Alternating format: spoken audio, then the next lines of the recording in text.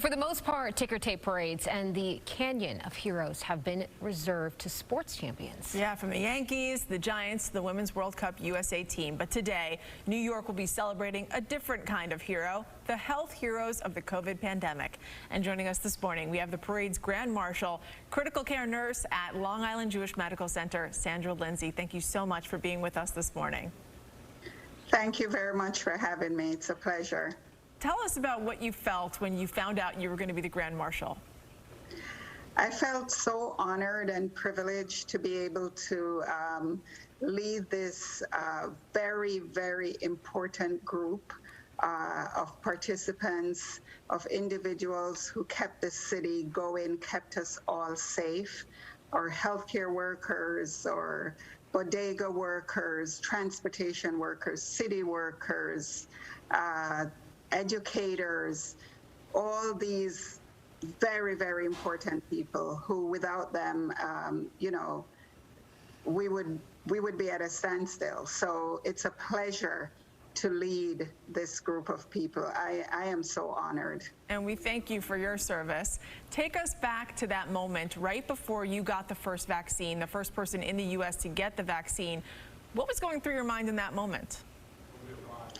So while I waited to get the vaccine, I just kept saying, when is the vaccine arriving? When is it arriving? I arrived at the place to get the vaccine an hour early. Wanted to make sure I don't miss my opportunity to get that shot, as I have been following the development and the science behind it ever since I heard it was, in development. So I couldn't believe that the day had actually arrived where I had the opportunity to get that jab in my arm. So I just felt incredibly grateful to be in that position, not even knowing that I would be the first. I just knew that I wanted a vaccine, and that was our best defense against putting this virus behind us. I know that you probably are so happy, and the rest of us are as well, to be on the, back end of this virus during this whole pandemic. We're seeing the light at the end of the tunnel, but I take us back because you don't want to forget, where you came from. You led, a group of hundreds of critical care nurses during that first wave. What were some of the difficult things that you had to deal with during that time? So some of the challenges were, the volume that just kept coming in, and we had to take care of patients. That's our job. So we had to be able to find room to accommodate everyone and make sure everyone get the best care possible.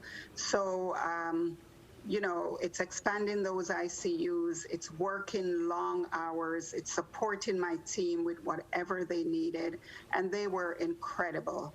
Across our 23 hospitals, we took care of more than 200,000 COVID patients since the beginning of this pandemic. But thankfully, we have, visionary leaders who saw this coming and made sure we always were protected. We never run out of PPE, personal protective equipment, that is.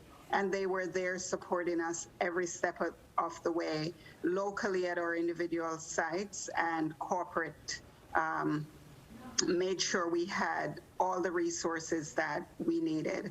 So those days were gruesome, and that's why I knew that I needed to be a part of the solution and encourage everyone to please get vaccinated, to protect yourself, protect your communities, protect your families, get back to doing the things that you love, and help us all essential and frontline workers so that we may keep you safe. Now, Sandra, you were obviously the first person, but as we've seen, the people that are getting vaccinated, those numbers have kind of dropped off. What can be done to maybe just get those group of people that are still on the fence about getting the vaccine, just to kind of encourage them to do that? So as leaders like myself, faith-based leaders, community leaders, we need to rally up the troops. We need to break down all the barriers to make it easier for people, because people are still having challenges getting to vaccination sites. At Northwell, we have partnered with our faith-based leaders and community leaders and have delivered almost 400,000 vaccine shots. We could not have done it without those leaders. So I think we need to continue to strengthen those partnerships and bring the vaccines to people in their communities where it's easier for them. Also, we need to continue to educate. Leaders need to share accurate information, break down any misconceptions, continue to put out facts out there. And the more of us show that we're getting vaccinated and how safe it is, I think more people will catch on. But I think the biggest thing is just breaking down those barriers. Sandra Lindsay, Director of Critical Care Nurses at Long Island Jewish Medical Center, the Grand Marshal of the Parade for Hometown Heroes. We thank you so much for being with us. Certainly do. Thank you, Sandra.